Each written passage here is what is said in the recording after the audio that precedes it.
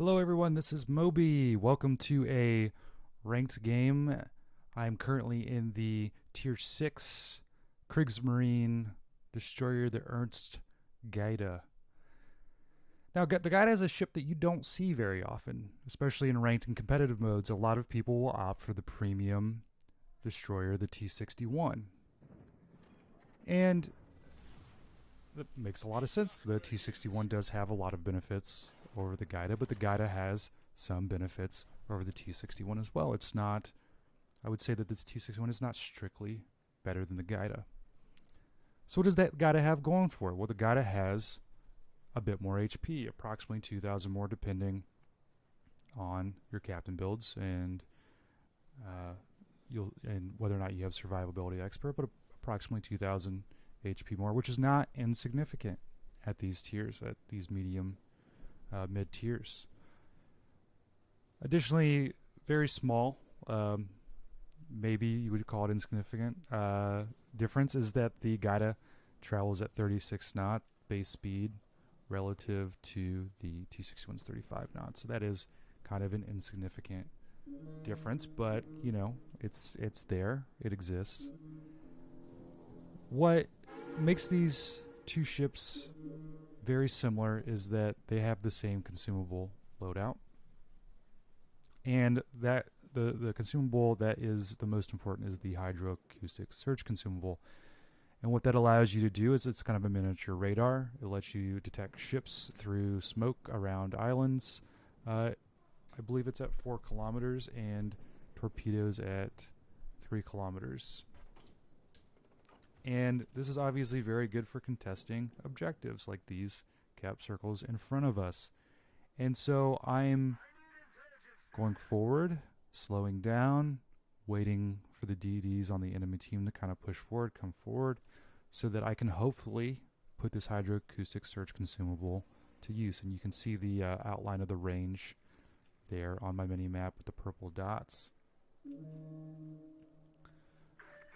So both ships, but German ships are not really known as, you know, damage per minute machines, as damage output machines, but when the opponent can't see you, that really doesn't matter. And so we have our first victim here. The Shinonome has pushed forward, and as most Japanese destroyer captains do when they're spotted, he immediately smokes up. But he's not bad. He's not bad. He's going to float out of this smoke a little bit so he can spot me again through the smoke. And with his all of his guns facing me, he has quite the damage output relative to me. I've knocked his engine out though, but he is going to force me to smoke up because I've already lost nearly half of my hit points at this time. Now the first thing you're probably going to notice about me firing here is that my rate of fire is rather low. And goodbye Shinonome, just like we drew it up. And the reason why my rate of fire is so low is that I'm using the optional 150 millimeter, main battery armament. And what this does is it decreases your rate of fire to approximately 8 rounds a minute, which is not very good, especially relative to the T-61, but it gives you increased penetration on your rounds, which allows you to get full pins on HE on a lot of battleship hulls and decks, and allows you to citadel cruisers with your AP. The other thing that it does is allows you to start fires very well. 12% fire chance versus the T-61's 6%. And so that's what I like about this. It allows you to deal with capital ships, I think, a little bit better.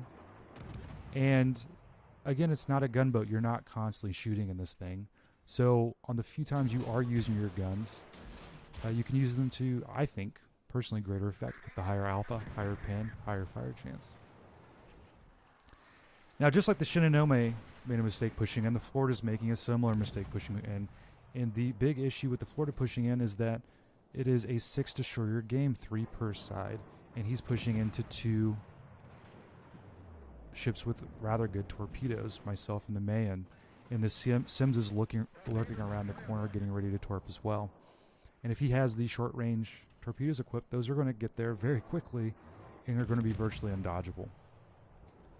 And there we go. We scored a torpedo hit against the Florida right there, and then he's about to go down. There we go. We get the kill on him with actually the second fire that we started on him after he uses damage control party.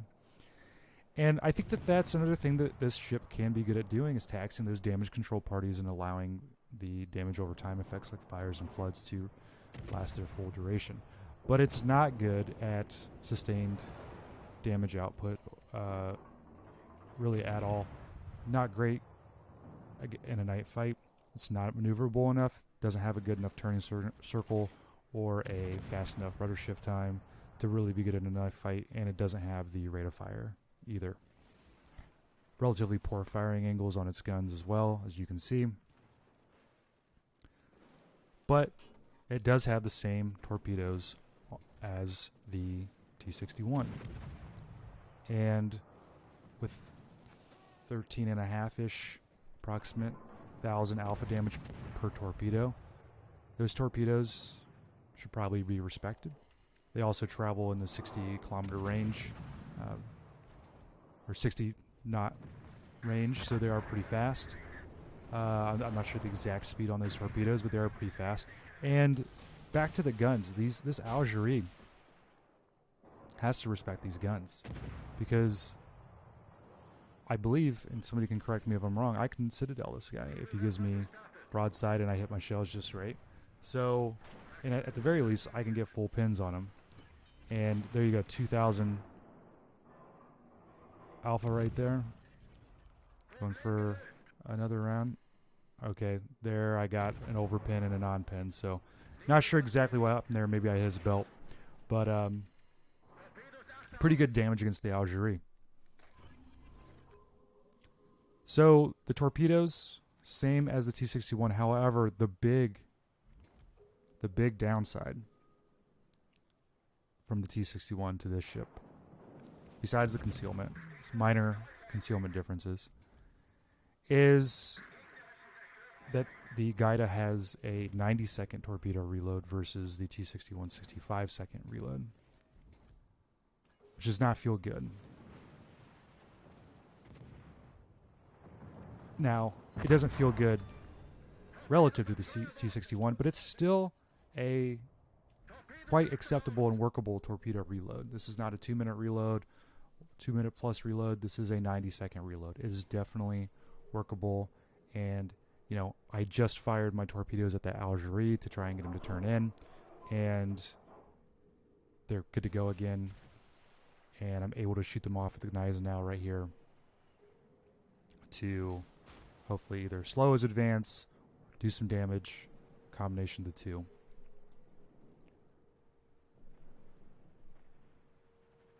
So this is anybody's game at this point. We are up a ship, but these rank battles are, well, I've seen more than one game thrown. And this Gneisenau doesn't look like he expected us to be here. We get a fire off.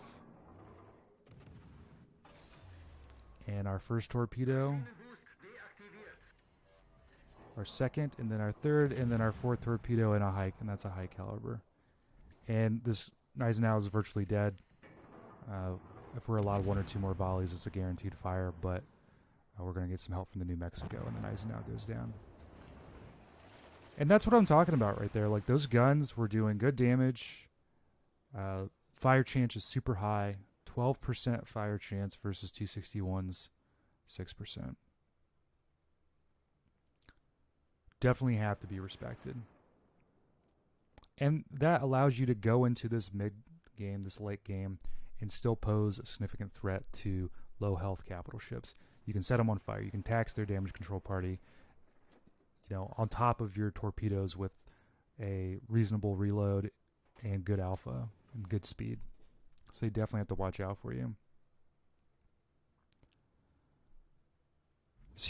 Our Hyuga is in trouble, so I'm going to push him behind him. Going to need to be prepared to deal with this Fuso. But I think that the T-61 is, I think it's a good ship. I think you should consider, if you're thinking about getting a mid-tier destroyer, I think it's definitely, really high up on consideration. And that Fuso goes down really quickly with the cross shots from both the New Mexico and the King George. And I'm not crazy about the New Mexico and King George's positioning here, but is going to allow for really good cross shots depending on where this Algerie is at. So I think if you're considering getting the T-61 and you're not sure, maybe you're also considering getting the Haida or something else like maybe the Kid, and you're unsure, I think if you get the Gaede with the stock main battery and you play it, it's going to be very similar to the T-61. And if you like the way that the Gaede plays with the stock main battery, then you're going to love how the T-61 plays with its increased maneuverability, its increased concealment, or I should say decreased concealment actually, and much faster torpedo reload. T-61 is a joy to play, but the Gaede is very similar, and I enjoy playing this as well. And then once you get comfortable with it, you made up your mind, try the 150 millimeter main battery. It is a unique experience. It's not something that I've really played. I've never found anything similar of it on other destroyers, and we would outspot the Blizz here, which is unusual with our 6.6 kilometer concealment, but we'll take it. It's something that I've not really come across really anything like it on any other destroyer. I mean, you kind of see it on with the high alpha of the IJN guns, but it's definitely a unique experience. It makes you really think strategically about what you're shooting at and where you're going to fire your torpedoes. I was hoping to bait out the Blizz here into my torpedoes. That did not work out for me. And I think that there are a lot of tech tree counterparts to premium ships, and they're not going to be exactly the same, right? I mean, there's usually going to be a gimmick that, like the T-61's fast torpedo reload, that make people want to buy them, make people want to consider them. So, of course, they're not going to be straight up the same thing, but I think it is similar enough that it will give you a good idea of how the T-61 plays.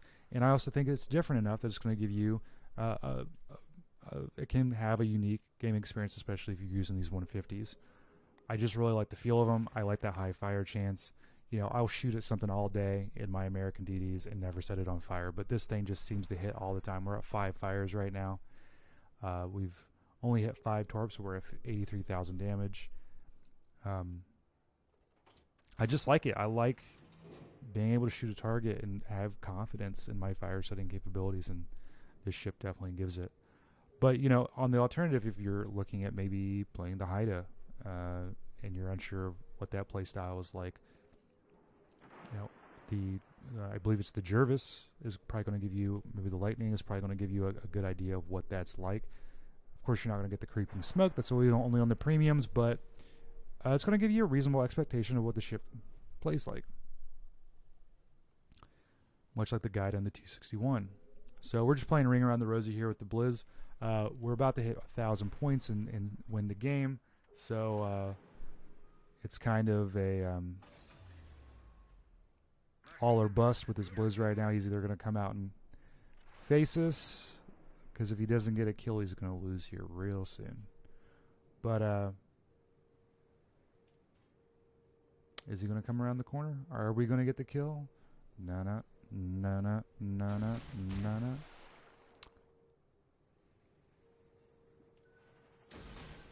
Oh, there are his torps. I think he was trying to do exactly what we were trying to do to him. And we spot him. He's going to turn out just a little bit too late. Well, thank you for watching today, and hope you enjoyed. Take care.